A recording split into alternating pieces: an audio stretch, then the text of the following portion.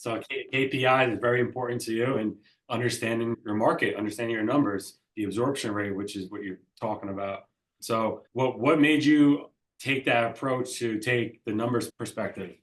You know what? I have always been a statistics guy, Richard. As a kid, I played baseball, always kept track of my stats, collected baseball cards as a young kid, and I was one of the kids who spent more time looking at the back of the card than the front of the card and just loved stats. And real estate is such a stats oriented thing. As a real estate broker, the most frequently asked question you're going to get is, hey, how's the market?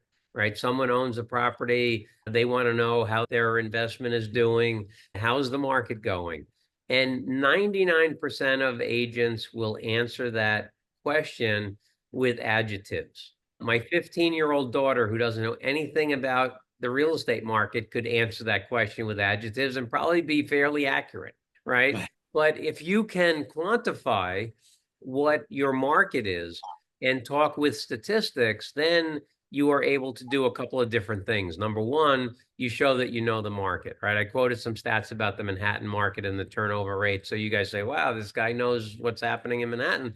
But think about it, for the agent who's selling homes in the southwest corner of Idaho and says, hey, in this part of the state or this part of the city or this geographic area that I cover, there are 2,417 houses. And over the past 3 years, the average turnover has been X%. And this year, the turnover is up by 14%. And if you start talking that way, immediately this person really understands the market and they will believe you're a market expert, whether you do or don't. And I tell young people all the time, I said, look, you feel like you're at a disadvantage because you've only been in the business a year, 3 years, you have relatively little experience, and you're competing against people who have 20 years of experience or 30 years of experience. And you're like, how can I compete with them?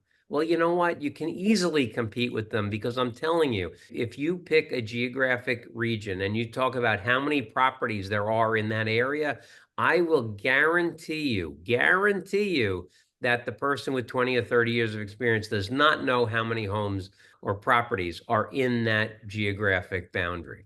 And so immediately you're setting yourself apart, you're differentiating yourself. And everything in our business, I think it's so important to know that the real estate business is not really the real estate business. It's the information and relationship business. And if you create quality proprietary information about your market, that enables you to differentiate yourself from everybody else that's trying to do what you do.